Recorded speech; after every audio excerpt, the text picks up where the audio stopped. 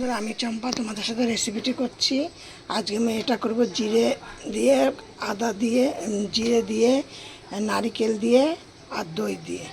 আমি আজকে এই পটলটা করব, গোটা গোটা পটল। এইগুলোকে ভালো করে এপাশ ওপাশ করে ভালো করে ছাড়িয়ে নিয়েছি, কিছুটা ছাড়িয়েছি, কিছুটা রেখেছি। আর এইভাবে করে গায়ে একটুখানি করে কেটে কেটে নিয়েছি প্রত্যেকটাই।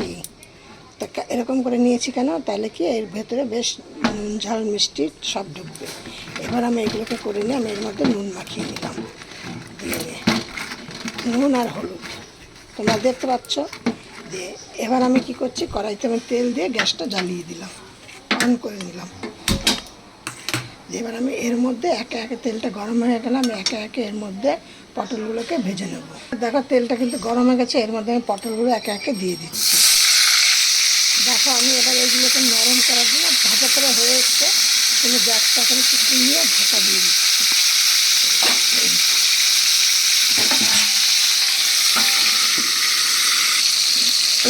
দেখো এবার এগুলো কিন্তু লাল লাল করে ভাজা হয়ে গেছে। এবার আমি এগুলোকে তুলে নিচ্ছি।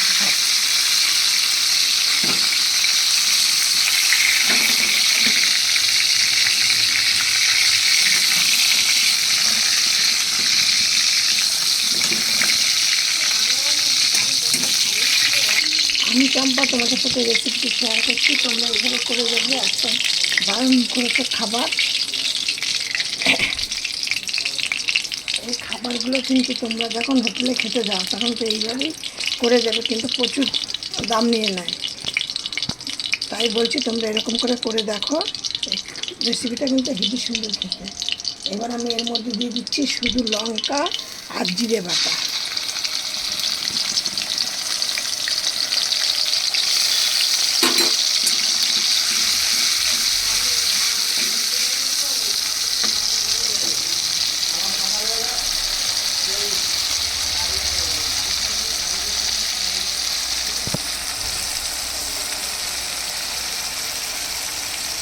যেহেতু দই দেবো সেই জন্য হলুদ একদম কম দিচ্ছি,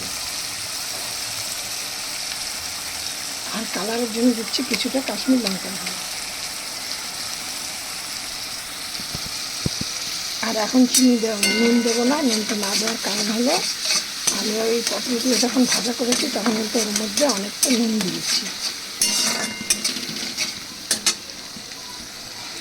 এবার দেখো দিয়ে দিলাম সামান্য পরিমাণে চিনিটা কেন কম দিচ্ছি, দই দেবো ওই জন্য।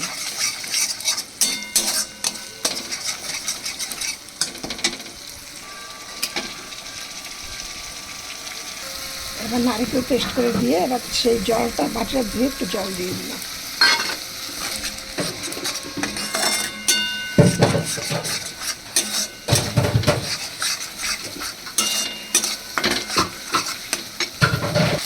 এবার দিয়ে দিলাম 3খানা লঙ্কা চিড়ে।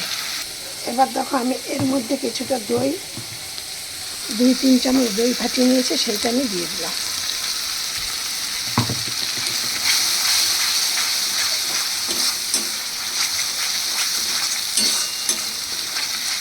এবারে বাটিটাকে ভালো করে ধুয়ে নিয়ে সেই জলটাকেও দিয়ে দেবো। এবার এর মধ্যে দিয়ে দিচ্ছি কিছুটা জল। এবার এর মধ্যে দিয়ে দিলাম কিছুটা জল, দেখো বেশি না, অল্প পরিমাণে জল দিলাম।